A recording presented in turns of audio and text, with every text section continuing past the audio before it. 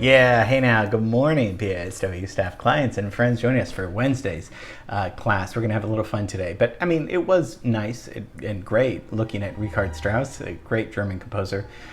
Did all those lovely waltzes, not related to Johann, but still did, you know, they both did waltzes. And then your film scoring results are in for The Rocketeer. And we'll see your results on Friday. So they're looking really good. I mean, you guys are really becoming experts at this each week, so that's a really fun, one of my favorite parts of the week, to see your guys's and to share that on Friday. Okay, today you're going to say, why are we going to look at this? Why are we looking at somebody that's not a musician or a composer? Most of you guys, well, I know everybody's heard this guy's voice. He's known as the man with 1,000 voices. A lot of different legendary stories about this guy, and I just thought it would be really fun today to look at some of those voices that he did. I mean, yeah, I think you could be. I think he's a genius. What he did, and with Carl Stalling, who we did a whole class on, and we'll talk about Carl Stalling, was just amazing. And you know, you guys are actors too, and so a part of voiceover and all this stuff is acting. This guy was such a genius. So okay, let's get into the life and the world of Mel Blanc.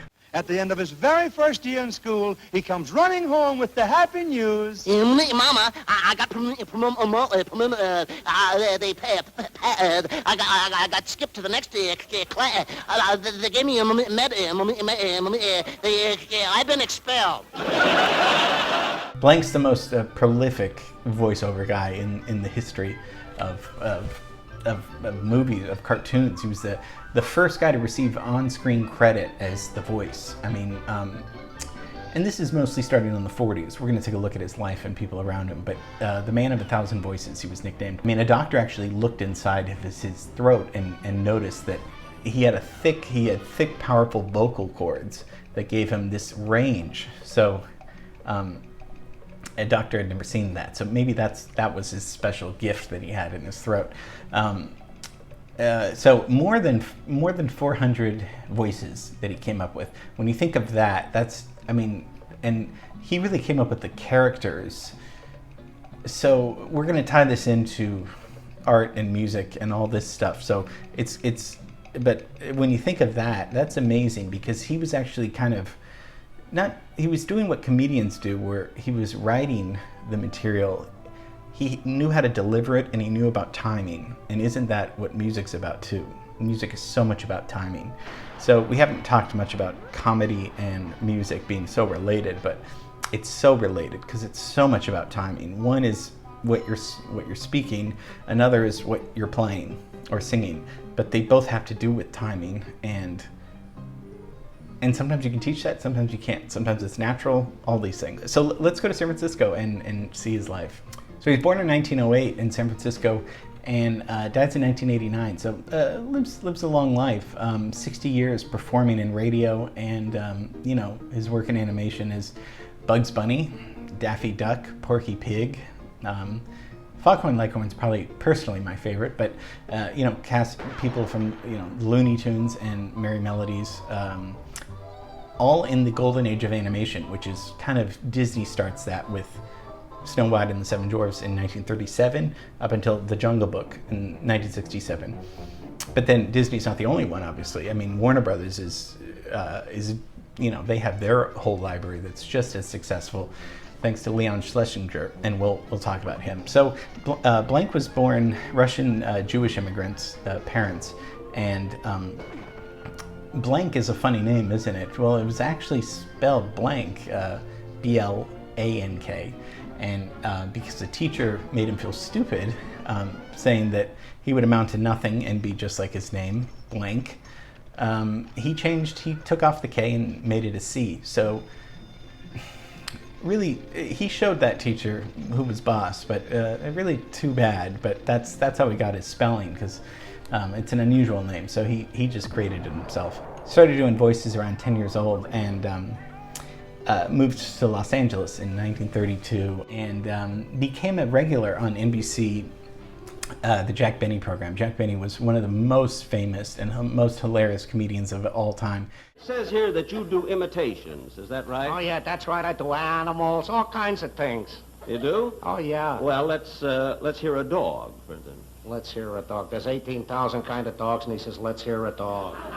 Be specific. What kind of dog do you want? There's Chows, Chihuahuas, Dachshunds, Doberman Pinschers, Cocker Spaniels. Well, all right, let's hear you do a Cocker Spaniel. I can't do that one.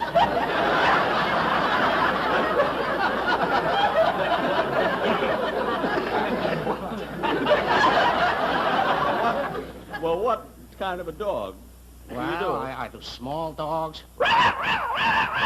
big dogs, happy dogs, sad dogs, and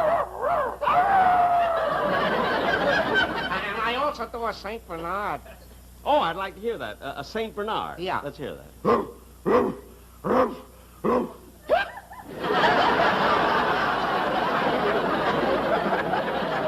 In 1936, he joins Leon Schlesinger's productions.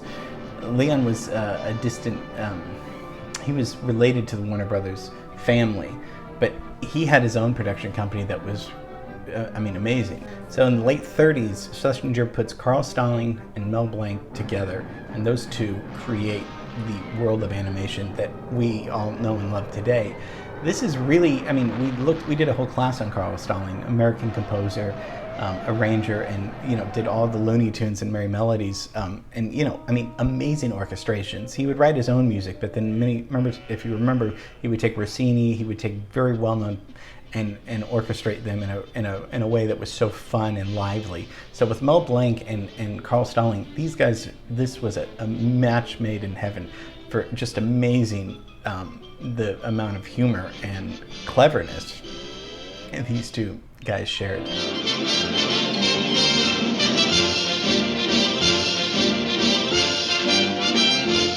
So Bugs Bunny makes his appearance in A Wild Hare. So this is, and Blanc this is 1940.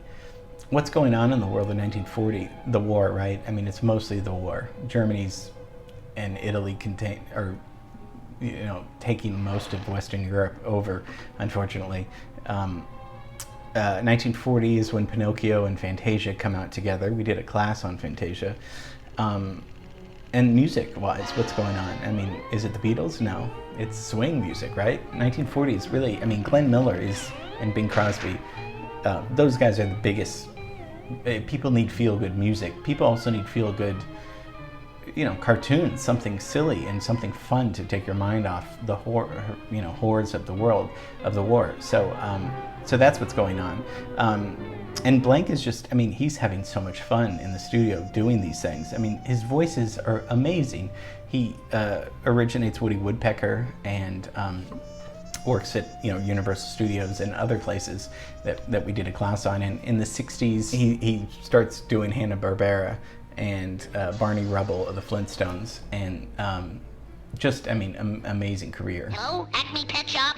Yes? What's the big idea? I ordered a canary and not a dog. Is that bad? I think you're very fortunate. After all, dog is man's best friend, you know. You should feel privileged to own such an animal. I don't feel privileged. Does this belong to you? Get out of here, Rabbit! If there's any giving away cigars, Yosemite Sam will give them. Here you are, mister. Gee, thanks. Oh, a wise guy, huh? Who, me? Oh, I know lots of things. 2 and 2 is 4. Carson City is the capital of Nevada. George Washington was the first president. Got it. This guy knows too much, Muggsy. We'll take him for a ride. Okay, boss. Got in a really bad car accident in 1961, and right on Sunset, and the laws changed after that because people had been in accidents there before. But he did the voices. The Flintstones was in production, so he did the voices in his home bed and in the hospital bed, sometimes with a full body cast, and so that's how dedicated he was. started smoking cigarettes at a really young age. So about a pack a day until his age 77. So he dies at the age of 81 from from smoking.